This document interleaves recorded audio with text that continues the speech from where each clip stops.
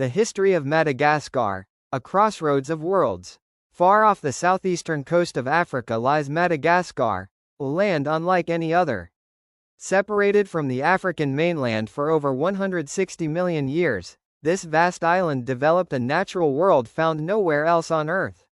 But Madagascar's uniqueness is not only biological, it is deeply human as well. Its people, language, and traditions reveal a remarkable story, one shaped not just by Africa, but also by distant lands across the Indian Ocean. From early seafarers and powerful kingdoms to colonial conquest and modern struggles for stability, Madagascar's history is a story of connection, resilience, and transformation. Madagascar was one of the last large landmasses on Earth to be settled by humans. Unlike most of Africa, its first inhabitants did not come from nearby regions.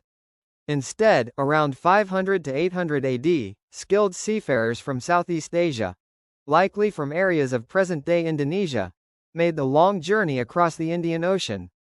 These early settlers brought rice cultivation, outrigger canoe technology, and a language that would evolve into Malagasy, still spoken across the island today. Their arrival is one of history's most astonishing migration stories, covering thousands of kilometers of open ocean. Later, migrants from East Africa joined them, contributing new customs, crops, and cultural practices. Over generations, these groups blended into a distinct Malagasy identity, one that reflects both Asian and African roots. This dual heritage remains visible in the island's language, traditions, and physical features of its people. By the second millennium, Madagascar was home to numerous communities organized into clans and chiefdoms. Over time, these developed into larger political entities and kingdoms. Among them, the most powerful would be the Merina Kingdom, located in the island's central highlands. Beginning in the late 18th century, a visionary ruler named Andrianampoinimarina set out to unify the region. Through diplomacy and conquest, he expanded his influence and laid the foundations for a centralized state. His son, Radama I, continued this mission in the early 19th century. Radama strengthened the kingdom's military and formed alliances with European powers, particularly Britain.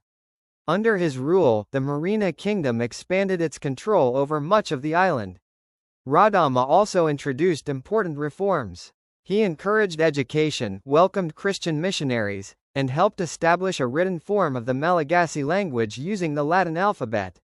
These changes connected Madagascar more closely to global networks of trade and ideas. However, not all rulers embraced foreign influence. Later monarchs, including Queen Ranavalona I, resisted European cultural and religious pressures, seeking to preserve traditional Malagasy practices.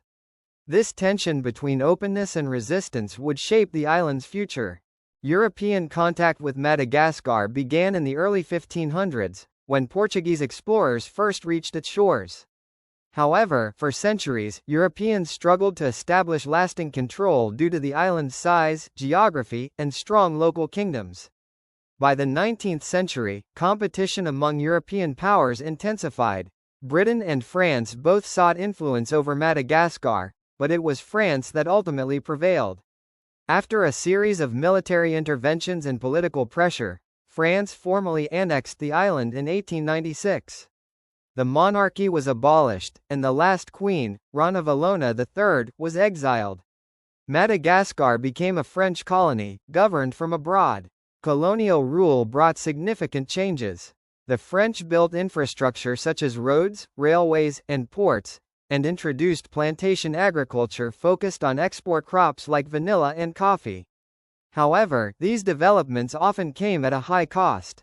Forced labor, heavy taxation, and land dispossession placed great burdens on the Malagasy population. Colonial rule was never fully accepted by the Malagasy people. Resistance took many forms, from local revolts to organized nationalist movements. One of the most significant events was the Malagasy Uprising of 1947, a widespread rebellion against French authority. Although the uprising demonstrated the strength of nationalist sentiment, it was brutally suppressed. Tens of thousands of Malagasy people lost their lives, leaving a lasting scar on the nation's memory. In the decades that followed, pressure for independence grew stronger. Political leaders emerged to advocate for self-rule, and global shifts after World War II made colonial empires increasingly difficult to sustain. Finally, in 1960, Madagascar achieved independence from France, becoming the Malagasy Republic. This marked the beginning of a new chapter, one filled with both hope and uncertainty. Madagascar's first president, Philibert Tsiranana, pursued a policy of close cooperation with France. While this approach brought a degree of stability, it also led to criticism that true independence had not been fully achieved. By 1972, widespread dissatisfaction led to protests and political change. Power eventually shifted to Didier Ratsirika, who introduced socialist policies and sought to reduce foreign influence. His government nationalized industries and reoriented the economy, but these changes also brought economic difficulties. The late 20th century saw repeated political transitions, including shifts between authoritarian rule and democratic reforms. Madagascar struggled with poverty, economic instability, and governance challenges, all of which slowed its development. In the 21st century, Madagascar continues to face significant challenges.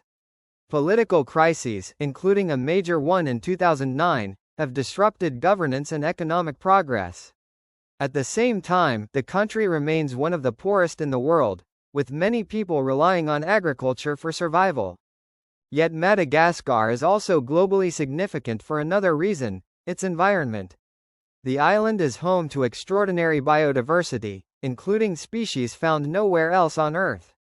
Lemurs, chameleons, and iconic baobab trees have made Madagascar a symbol of natural wonder. However, this unique environment is under threat from deforestation, climate change, and human activity. Balancing economic development with environmental protection is one of the country's greatest challenges today. The history of Madagascar is a story of extraordinary journeys, across oceans, across cultures, and across centuries. From its first settlers who sailed from Southeast Asia to the rise of powerful kingdoms, from colonial domination to the struggle for independence, the island has continually adapted and endured. What makes Madagascar truly remarkable is its ability to blend influences from different parts of the world into a single, distinct identity. It is a place where African and Asian heritage meet, where tradition and change coexist, and where the past continues to shape the present. Today, Madagascar stands at a crossroads. Its future will depend on how it addresses its political and economic challenges while preserving the natural and cultural richness that makes it unique. But if its history is any guide, Madagascar's story is far from over, it is still being written.